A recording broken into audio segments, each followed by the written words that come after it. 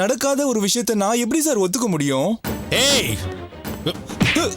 Sir sir உனக்கு 1 மணி நேரம் time தர்றேன். நான் வெளியே போயிட்டு திரும்பி வர்றதுக்குள்ள நீ உண்மையை ஒத்துக்கணும். சார் நானா ஒத்துக்க வச்சேன்னு வச்சுக்க, சார் செயலியே உன் வாழ்க்கை முடிஞ்சிடும். எது நல்லதுன்னு யோசிச்சுக்க.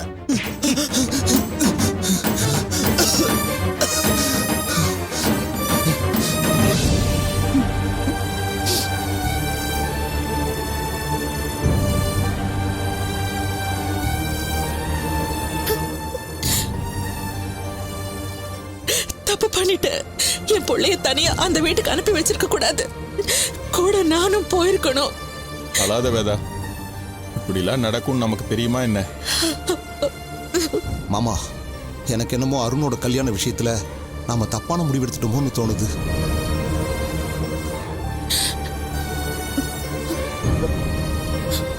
ஆமா அண்ணி, அருணுக்கு அண்ணன் தம்பியோட அக்கா தங்கச்சியோட பிறந்த பொண்ணதான் கட்டி வைக்கணும்னு நீங்க பிடிவாதமா இருந்தீங்க. ஆனா வித்யா சொன்னதுமே அப்படி யாருமே இல்லாத அந்த கல்பனாவை கல்யாணம் பண்ணிக்க சம்மதம் சொல்லிட்டீங்க. ஏக்கா, ஏன் அப்படி ஒரு முடிவு எடுத்த? பொண்ணு விஷயத்துல நான் சொன்னதை மறந்துட்டு அவசரப்பட்டு நான் அந்த முடிவை எடுக்கல. ஏற்கனவே வித்யா கல்யாண விஷயத்துல நான் தப்பு பண்ணிட்டேன். அந்த தப்பை சரி பண்றதுக்கு தான் இப்படி ஒரு சந்தர்ப்பம் கிடைச்சிருக்குன்னு நான் நினைச்சேன். ஒரே சமயத்துல என் பொண்ணுக்கு வேலையும் கிடைக்கும், என் பையனுக்கு வாழ்க்கையும் கிடைக்கும்னு நான் ஆசைப்பட்டேன்.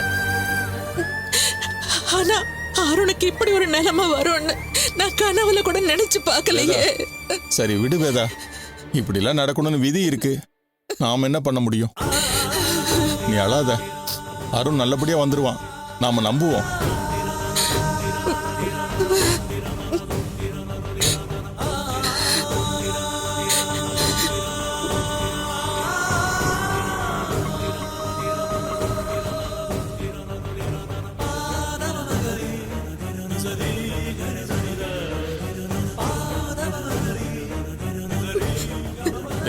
உள்ள போய் ஓகே சார், வந்துடுறேன். அதோ அவரே வர்றாரு மாமா. சார் டிரைவர் வண்டி எடுக்க சொல்லு, கிளம்புங்க போலாம். சார் என் பையன் சார். எங்க நீங்களும் அதுங்க உட்காந்துட்டு இருக்கீங்க? யாரோ சொன்னது நம்பி என் பையனை புடிச்சிட்டு வந்துட்டீங்க சார். என் பையன் அப்பாவே சார், தயவு செஞ்சு விட்டுருங்க சார். நான் தான் அங்கேயே சொன்னலாமா, என்கிட்ட கெஞ்சுறதுனாலயோ இங்க நிக்கிறதுனாலயோ எந்த அர்த்தமும் இல்ல. இந்த பாருங்க, நீங்க கோர்ட்ல போய் பேசிக்கங்க சார். நல்ல லாயரா பார்த்து உடனே ஜாமீன் எடுக்க பாருங்க சார். முதல்ல கிளம்புங்க. சார், நான் உங்க எல்லாருக்கும் தனித்தனியாவா சொல்லிட்டு இருக்க முடியும்? எதுவா இருந்தாலும் கோர்ட்ல பாத்துக்கங்க. சார் சார் சார் சார் வண்டிடியா போலாம். இப்படி சொல்லிட்டு போறாரு.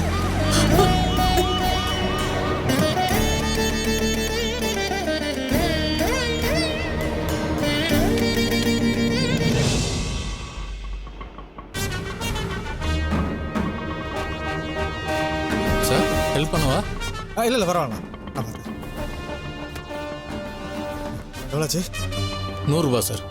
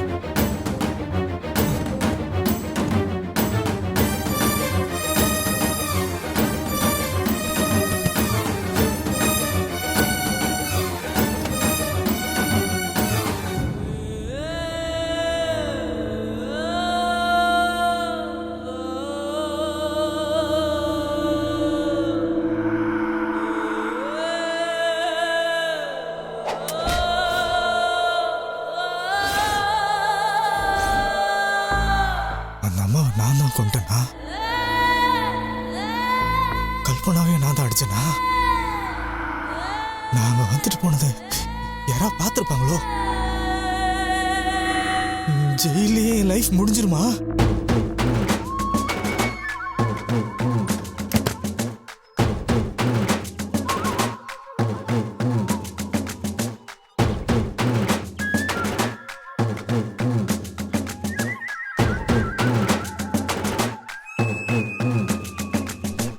ஏங்க எப்பங்க வந்தீங்க? ஏங்க உங்களை தான் கேக்குறேன், எப்ப வந்தீங்க? இப்பதாம்மா வந்தேன். என்னாச்சுங்க? பகல்ல எப்போ ஏதாவது ஒரு வேலை செஞ்சுக்கிட்டே இருப்பீங்க, இன்னைக்கு என்னங்க இங்க வந்து உட்கார்ந்துட்டு இருக்கீங்க? உடம்புக்கு எதுவும் முடியலையா? அது குளிருது, ஜுரம் அடிக்கிற மாதிரி இருக்கு. உடம்புலாம் அப்படியே அடிச்சு போட்ட மாதிரி இருக்கு. ஐயோ, மழையில வெளியே போயிட்டு வரேன்ல, அதான் உடம்புக்கு ஒத்துக்கல போல இருக்கு. டாக்டர் கிட்ட போலாங்களா? இல்ல வேணாமா, ஒருவேளை மாத்திரை போட்டு பார்க்கட்டா? சரியாவலனா அதுக்கப்புறம் டாக்டர் கிட்ட போய்க்கலாம். சரிங்க, நைட்டுக்கு கஞ்சி வச்சு கொடுக்கறேன், குடிச்சிட்டு மாத்திரை போட்டு நல்லா படுத்து தூங்குங்க, சரியாயிடும்.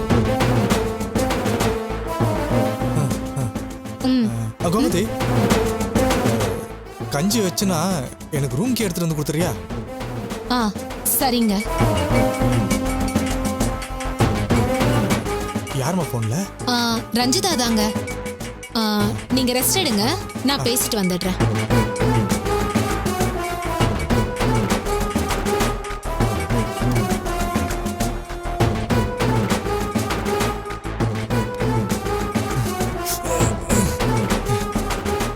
சொல்லு ரஞ்சிதா.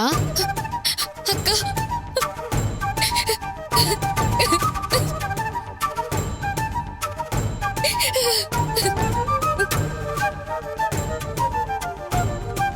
ஏ ரஞ்சிதா, என்னடி ஆச்சு? எது கழுவுற? அக்கா, அருண். ஏ அருணுக்கு என்னடி ஆச்சு? சீக்கிரமா சொல்லு. அருண் போலீஸ் அரெஸ்ட் பண்ணிட்டாங்க அக்கா.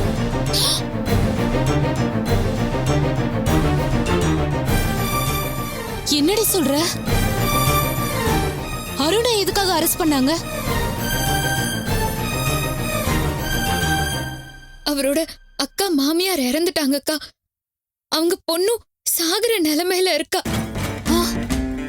அவர்தான் இதுக்கெல்லாம் காரணம்னு அவரு மேல பழி போட்டுட்டாங்க அக்கா.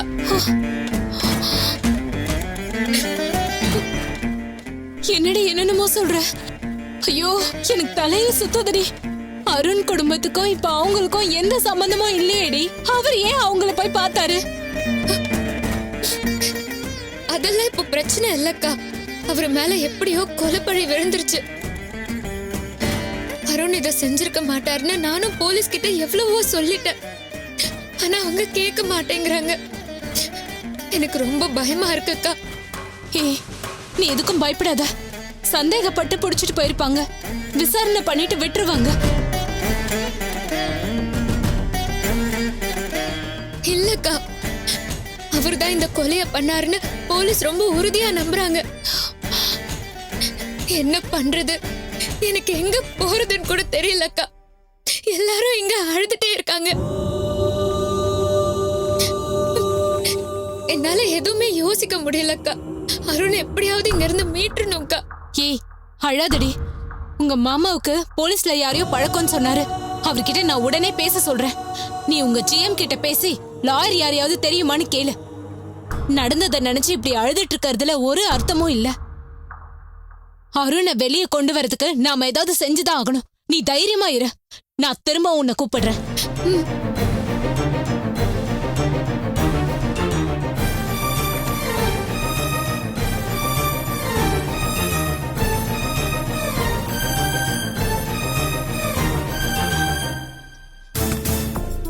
என்னங்க என்னங்க என்னங்க?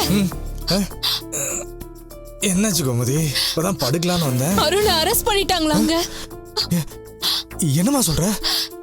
இப்பதாங்க ரஞ்சிதா போன் பண்ணா. அருணோட அக்கா மாமியார அருண் கொன்னுட்டாராம், நாத்தனாரையும் அடிச்சிட்டாராம். என்ன சொன்ன? திரும்ப சொல்லு. அருணோட அக்கா மாமியார அவர் கொன்னுட்டாராங்க, நாத்தனாரையும் அடிச்சிட்டாராங்க.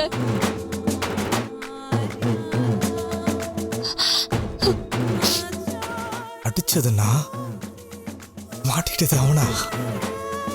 நான் எதுவுமே பிளான் பண்ணாம எல்லாம் தானா நடக்குதா? தீனா, உன் நேரம் ரொம்ப சூப்பரா இருக்கு போல இருக்கே. எங்க ஆ? அருண் மேல கொலை பழி விழுந்துருச்சுன்னு நான் இங்க பதறிட்டு இருக்கேன். நீங்க என்ன எனக்கு என்னன்னு இருக்கீங்க? இல்லம்மா, என்னால இதை நம்பவே முடியலையே. அருண் ரொம்ப சாஃப்டான ஆளாச்சே, அவர் போய் எப்படிமா? அவர் இதை செஞ்சிருக்க சான்ஸே இல்லையம்மா.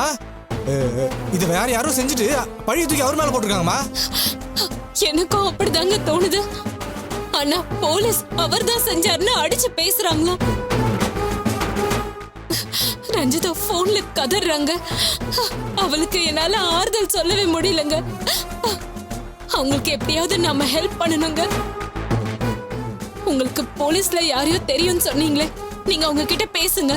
அருணை வெளியில கொண்டு வர உடனே ஏற்பாடு பண்ணுங்க. கோமதி, இது சாதாரண கேஸா இருந்தா பரவாயில்ல, கொலை கேஸ்னும் போது அவ்வளவு ஈஸியா விட்டுற மாட்டாங்கம்மா. நீங்களே இப்படி பேசினா எப்படிங்க? உங்க ஃப்ரெண்ட் யார்கிட்டயாவது பேசி பாருங்க. எப்படி அருணை வெளியே கொண்டு வரதுன்னு கேளுங்க. அவர் மூலமா யாராவது லாயரை பார்க்கலன்னா கூட பார்க்கலாங்க. ரஞ்சிதாவுக்கு நம்ம ஏதாவது செய்யணுங்க. கண்டிப்பா செய்யலாமா. ரஞ்சிதாக்காக செய்யாம வேற யாருக்காக செய்ய போறோம்? ஆனா நம்ம அவசரத்துக்கு எல்லாமே நடக்குமான்னு தெரியலையே. நான் என் ஃப்ரெண்டு கிட்ட பேசி பார்க்குறேன். இப்பவே பேசுங்க. இதோ ஃபோன் பண்றேன், இதோ ஃபோன் பண்றேன்.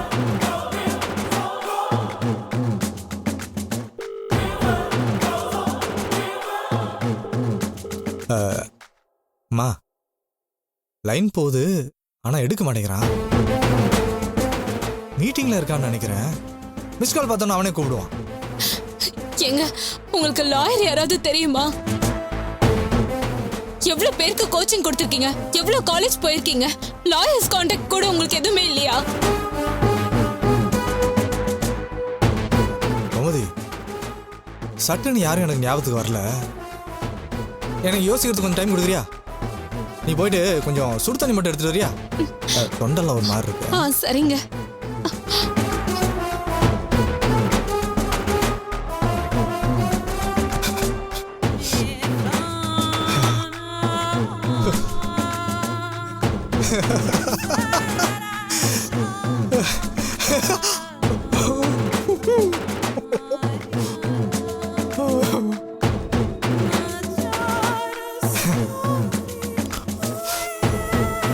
அருண், நான் வலை விரிக்காமலே நீ வசமா வந்து மாட்டிட்டடா. இது போதும்டா. இந்த கேஸை வச்சு உன்னை ரஞ்சிதாவோட லைஃப்ல இல்லாம பண்ணிடுறா.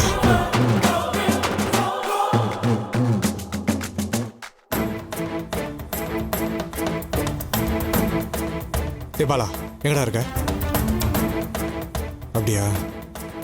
சரி, என் ஸ்டிக்கை ஆட்டோவில் மிஸ் பண்ணிட்டேன். வேற ஒரு புது ஸ்டிக் வாங்கிட்டு வந்து தெரியா? டே வீட்டுக்கு எடுத்து வந்து கொடுத்துறா.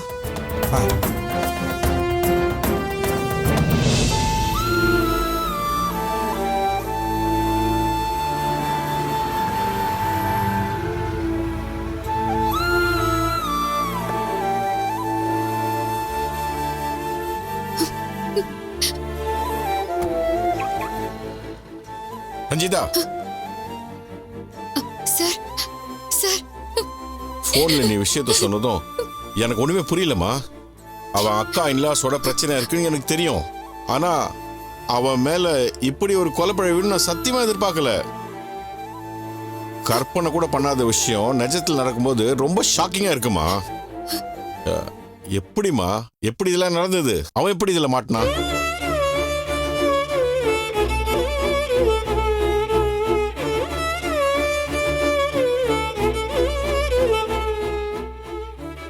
அவனுக்கு இது தேவைதாமா. உன் விஷயத்துல அவன் நியாயமா நடந்துக்கல. அவனுக்கு இந்த தண்டனை தேவைதான். சாரிம்மா, நான் ஏதோ ஒரு ஆவேசத்துல பேசிட்டேன். அவன் செஞ்ச காரியத்தை நினைச்சா எனக்கு கோவமா வருது. தாலி வெளியில தெரிஞ்சப்பவே அவன் எல்லா உண்மையும் சொல்லியிருக்கணும். அதை மிஸ் பண்ணது கூட பரவாயில்லம்மா. அவன் கல்யாண பேச்சு வந்ததுக்கு அப்புறமாவது அவன் வாயை திறந்து பேசியிருக்கணும். அப்படி அவன் பேசியிருந்தா அவன் அங்க போக வேண்டியதே இருந்திருக்காது. இப்படி ஒரு சிக்கல்லையே அவன் மாட்டிருக்க மாட்டான். சார் ப்ளீஸ், இப்ப அதை பத்தி எல்லாம் பேசுறதுல எந்த அர்த்தமும் இல்ல. எல்லாமே நடந்து முடிஞ்சிருச்சு. இந்த பிரச்சனையில இருந்து எப்படி இப்ப அவரை வெளியே கொண்டு வரதுன்னு தானே சார் நம்ம யோசிக்கணும். போலீஸ்ல என்ன சொல்றாங்க? அவர் அந்த வீட்டுக்கு போயிட்டு வந்ததுக்கு அப்புறமா தான் சார் அவங்க செத்துருக்காங்க. அத வச்சு அவர் தான் இந்த கொலையை செஞ்சிருக்காருன்னு ரொம்ப ஸ்ட்ராங்கா சொல்றாங்க. அது எப்படிமா போயிட்டு வந்ததை வச்சு அவன் தான் செஞ்சான்னு முடிவு பண்ண முடியுமா? வேற ஏதாவது எவிடன்ஸ் வேணும். அருண் எந்த தப்பும் பண்ணல நமக்கு தெரியும். அவனை கண்டிப்பா வெளியில கொண்டு வந்துடலாம். நீ எதுவும் கவலைப்படாத, சரியா? சார் நானுமே அந்த நம்பிக்கையில தான் சார் இருந்தேன். ஆனா போலீஸ் வேற என்ன ஆதாரம் வச்சிருக்காங்கன்னு எனக்கு தெரியல. பொண்டாட்டிங்கிற உரிமையில உள்ள போய் விசாரிக்கவும் முடியல. எனக்கு ரொம்ப கஷ்டமா இருக்கு சார். அம்மாவும் அப்பாவும் உள்ள இருக்கிறதுனால நாங்க பாத்துக்கிறோம்னு சுதா சொல்றா. ஆனா உள்ள இருக்கிறது ஏன் புருஷன் சார். அவர் மேல எந்த தப்பும் இல்லைன்னு நான் தானே நிரூபிக்கணும். அவரை எப்படியாவது நான் தானே வெளியே கொண்டு வரணும். ஆனா நான் எதையுமே செய்ய முடியாம இப்படி ஒதுங்கி நின்னு நடக்கிறதெல்லாம் வேடிக்கை பார்த்துட்டு இருக்கேன் சார். ரஞ்சிதா, அழாதம்மா. நீ சின்ன பொண்ணா இருந்தாலும் உனக்கு மெச்சூரிட்டி அதிகம். இந்த மாதிரி நெருக்கடியை எப்படி கிராஸ் பண்ணி வருதுன்னு உனக்கு நல்லாவே தெரியும். நீயே இப்படி தைரியம் இல்லாம இருந்தா எப்படிமா? அவர் பொண்டாட்டிங்கிற அடையாளம் இருந்தா நான் இப்படியெல்லாம் இருந்திருக்கவே மாட்டேன் சார். இவங்க எல்லாரும் கூட இருந்து நான் இவங்க எல்லாருக்கும் ஆறுதல் சொல்லியிருப்பேன். என் புருஷன் மேல எந்த தப்பும் இல்லைன்னு உள்ளேயே போய் நான் சண்டை போட்டிருப்பேன். ஆனா இப்ப நான் இருக்கேன்னு அருணுக்கு என்னால ஆறுதல் கூட சொல்ல முடியல. அது நினைக்கும் போதுதான் வருத்தப்படாதம்மா. அதான் நான் இருக்கேன்ல. அருண் அப்படி நான் விட மாட்டேன். நீ இந்த விஷயத்த சொன்ன உடனே நான் எனக்கு தெரிஞ்ச டிசி கிட்ட பேசிட்டேன். அவர் டீட்டெயில்ஸ்லாம் படிச்சு பார்த்துட்டு கால் பண்றதா சொல்லியிருக்காரு. அவர் மூலமா கூடிய சீக்கிரம் அருணை வெளியே கொண்டு வந்துடலாம். நீ கவலைப்படாத. சார் முதல்ல ஒரு நல்ல வக்கீல நம்ம பார்க்கணும். பிரச்சனைய சொல்லி என்ன பண்றதுன்னு கேட்கணும். லீகலா மூவ் பண்ணி தான் அருணை வெளியே எடுக்க முடியும்னு எனக்கு தோணுது சார். ஓகேம்மா, நான் எனக்கு தெரிஞ்ச லாயிட்டு பேசுறேன். இந்த விஷயத்துல நான் உனக்கு சப்போர்ட்டா தான் இருப்பேன். நீ எதுக்கும் கவலைப்படாதம்மா. ஓகே, சரி. நான் போய் அருணையும் அருண் ஃபேமிலியும் பார்த்து தைரியம் சொல்லிட்டு வந்துடுறேன். ஓகே.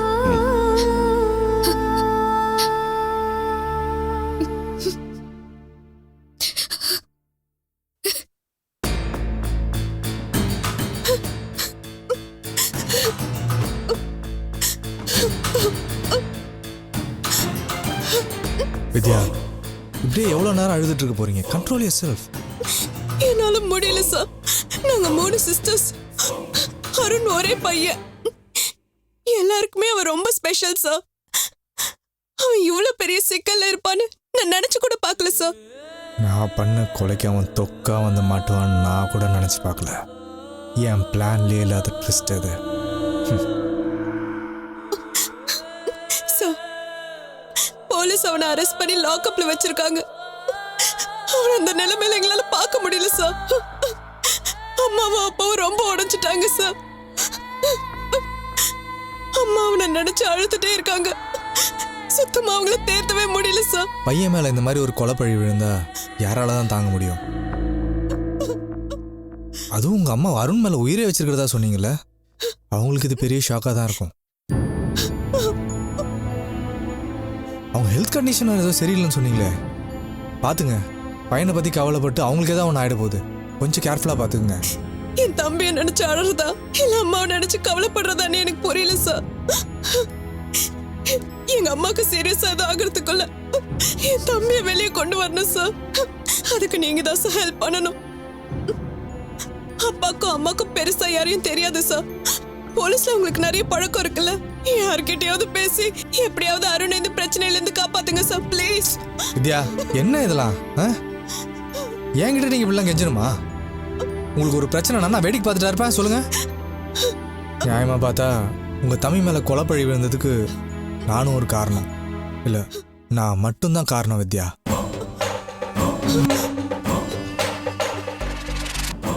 இந்த டீலை பற்றி சொன்னதே நான் தான். இது விஷயமா பேச போய் தான் அருண் சிக்கலில் மாட்டிக்கிட்டாரு. என்னால் தான் அவருக்கு இப்படி ஆயிடுச்சுன்னு ரொம்ப சங்கடமாக இருக்கு. சார், உங்க மேல எந்த தப்பும் இல்லை. நீங்க எங்களுக்கு நல்லது செய்யணும்னு தான் நினைச்சீங்க. சூழ்நிலைனால தான் எல்லாமே தப்பா போச்சு. அதுக்கு நீங்க என்ன சார் பண்ணுவீங்க?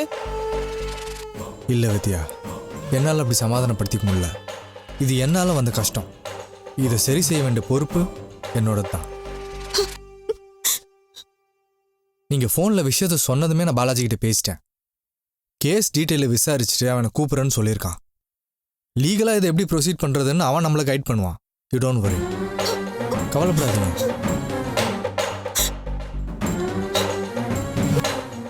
வித்யா, நீங்கள் தப்பாக எடுத்துக்கலன்னா நான் ஒன்று கேட்கலாமா? அருண் அங்கே நடந்ததை பற்றி டீட்டெயிலாக ஏதாவது சொன்னாரா? அவங்க ரொம்ப தப்பா பேசியிருக்காங்க சார். பதிலுக்கு நானும் கோவப்பட்டு பேசியிருக்கேன்னு சொன்னா. கோவமாக ஆர்கியூ பண்ணி சண்டை போட்டதெல்லாம் ஓகே. அதை தாண்டி ஃபிசிக்கலாக அசால்ட் பண்ணுற மாதிரி எதுவும் பண்ணதா சொன்னாரா? சேச்சே, அவன் அந்த மாதிரிலாம் பண்ற ஆளே இல்லை சார். சொல்ல போனா அவனுக்கு கோவமா பேச கூட வராது சார். நீங்க சொல்ற மாதிரி அவன் சொல்லியிருந்தா அவனால நார்மலாவே இருந்திருக்க முடியாது சார். என் தம்பியை நீங்க சந்தேகப்படுறீங்களா சார்? சாச்சா, அங்கே என்ன நடந்துச்சுன்னு நமக்கு ஒரு கிளாரிட்டி வேணும்ல. அப்போ தானே போலீஸ்கிட்ட அடித்து பேச முடியும். அதான் கேட்டேன். அந்த வீட்ல என்ன நடந்துச்சுன்னு எனக்கு முழுசா தெரியாது சார். ஆனா என் தம்பி இது கண்டிப்பா செஞ்சிருக்க மாட்டான். அதை என்னால கன்ஃபார்மா சொல்ல முடியும். அவர் இதை செய்யலைன்னு எனக்கும் தெரியும் வித்யா. ஆனால் நம்ம சைடில் எந்த வில்லங்கமும் இருக்கக்கூடாதுன்றதுக்காக தான் கேட்குறேன். பாலாஜி டீட்டெயில்ஸ்லாம் சொல்லட்டும். லாயர்கிட்ட பேசி என்ன பண்ணலான்னு கேட்குறேன். அருண் மேலே எந்த தப்பும் இல்லைன்னா நம்ம கவலைப்பட வேண்டியதில்லை. நம்ம அவரை எப்படியோ வெளியே கொண்டு வந்துடலாம். கவலையே படாதீங்க.